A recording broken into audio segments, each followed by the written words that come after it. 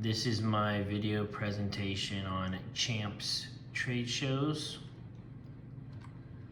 I'm going to be talking about the history of Champs trade shows, the products carried, the competitive advantage, human resources, and how to improve human resources.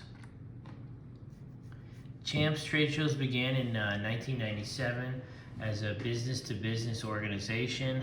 Their main goal was to be a service provider in the industry, in the smoke industry, to create a space for vendors, exhibitors, manufacturers that come in with smoke products, people who manufacture rolling papers, manufacture glass pipes, manufacture hookah pipes, acrylic, CBD manufacturers, all various types of manufacturers in the smoke industry. Since its birth in 1999, it has now expanded into the mycology, which is mushrooms, and it's also expanded into the adult arena, which is adult sex toys and various items as such.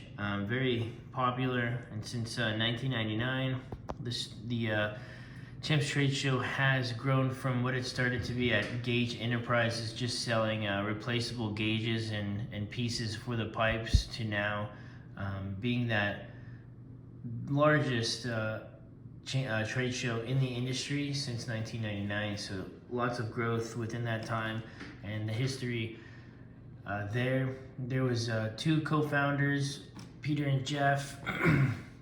Peter and Jeff both ran the company, and Peter eventually passed away, I believe in 2012. His son took half ownership of the company, but then Jeff bought the company out in 2013, which gave him sole ownership of Champs trade shows. Products offered at Champs trade shows. So Champs trade shows is essentially a service provider. Champs trade shows does not necessarily offer any products under its own umbrella.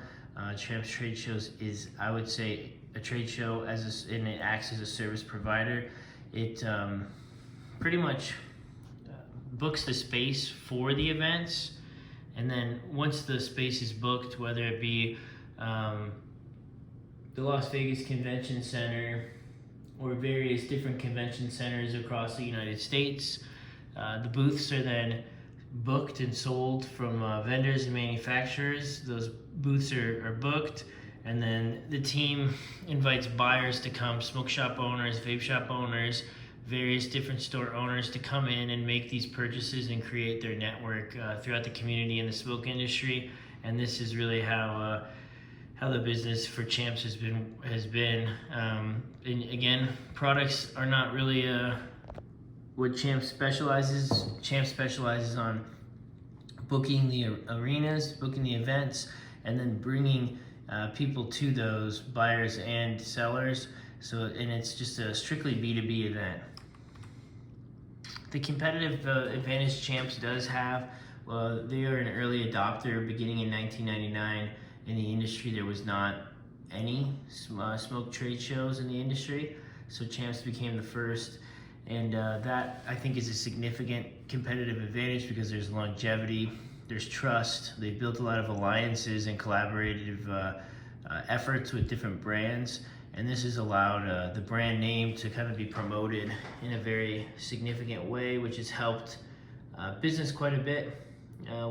Another competitive advantage is how much time we've had in the industry, the experience and knowledge that is used and leveraged through email strategies, through marketing strategies, and all those different effects is very high, and this has made us an outlier in the industry due to the fact that we've been around for so long, doing it so well. So that alone, competitive wise, we were able to not necessarily monopolize, because there are competitors, but we've been able to take a real big step, a big margin in the distance between us and competitors. So at Champs right now, currently there's administrative function of Champs, and that administrative function of Champs is essentially as you come into Champs, you get to fill your, tax documentation and employee documentation out. And then as medical information comes out, it's disseminated through our, so we call office manager. She leads, I guess, that administration role of HR. When problems occur, it really goes to the CEO. The CEO takes into consideration what's going on, if he does pay attention or understand, which from what I've observed is not very much.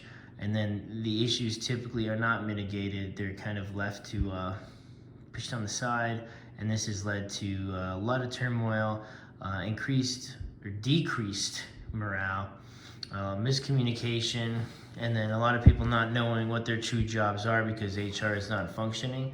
There's no job roles, no job analysis, no job titles. So this can waste a lot of time and productivity, and people might not even be getting goals accomplished. So what I would recommend to solve that, as actually has been into effect as of a week ago, I asked to stand up more of a strategic and operational HR approach, which here at Champs Trade Shows, we're now looking at job descriptions, job analysis, trying to give people good feedback and actually evaluations on what kind of performance they're doing. And this hopefully will show the work. We can provide goals and then build people to what they might need to get to retain them in the company, and then to prevent issues from happening in the future. My goal is to really build the company and then give people a place where they can come and talk about their issues, and it kind of stays in the room, and they can grow and build and have some peace of mind and leave things at work and not bring it home. But yeah, this is my presentation, my video presentation on the competitive advantage and what's going on right now in Champs Trade Shows, as HR is such a key pivotal point on how this organization will do in the future.